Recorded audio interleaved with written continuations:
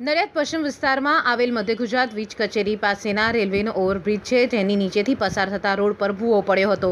બપોરના સમયે કેરોસીન ભરીને પસાર થતી ટ્રક ભૂવામાં ફસાઈ જતા એક તરફેથી ટ્રક નમી પડી હતી. આ સ્થિતિમાં ટ્રક મૂકી રાખવામાં આવે તો ગમે ત્યારે ટ્રક પલટી જવાની સ્થિતિમાં હતી, જેથી ટ્રક ચાલક અને ફાયર બ્રિગેડ દ્વારા યુદ્ધના ધોરણે ટ્રકને બહાર કાઢવાની કામગીરી હાથ ધરવામાં આવી હતી. જેમાં સૌપ્રથમ ક્રેનની સાથે ટ્રકનો પાછળનો ભાગ બાંધીને તેને ભૂવામાંથી બહાર કાઢવાનો પ્રયાસ કરાયો હતો, પરંતુ અચાનક તાર તૂટી જતા ટ્રક ધડાકાભેર નીચે પછડાઈ હતી. ત્યારબાદ ફાયર બ્રિગેડ, ક્રેન અને જેસીબીની મદદથી ટ્રકને બહાર કાઢવાનો બીજો પ્રયાસ હાથ ધરાયો હતો. આ વખતે ટ્રકને આગળના ભાગે જેસીબી મશીન જોડવામાં આવ્યું હતું અને પાછળના ભાગે ક્રેનની મદદથી ફરી ટ્રકને ઊભી કરવામાં આવી હતી. આ પ્રયાસમાં જેસીબી મશીને ટ્રક ઊંચી થતાની સાથે જ તેને બહાર ખેંચતા ટ્રક બહાર આવી ગઈ હતી. આમ ફાયર બ્રિગેડ અને સ્થાનિકોની 1.5 કલાકની મહેનતે કેરોસીન ભરેલી ટ્રકને બહાર કાઢવામાં સફળતા મળી હતી. જોકે સદનસીબે આ ઘટનામાં કોઈ જાનહાનિ થઈ ન હતી, પરંતુ આ ઘટનામાં આશરે 300 લીટર કેરોસીન ભૂવામાં ગરકાવ થઈ ગયા હોવાનું જાણવા મળી રહ્યું છે.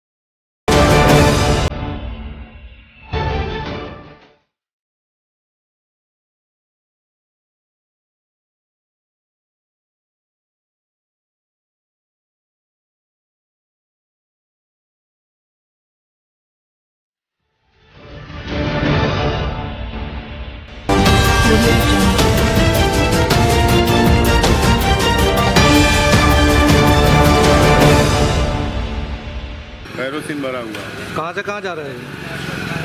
अभी अपना टेम्बे पेट्रोलियम शीतल एजेंसी।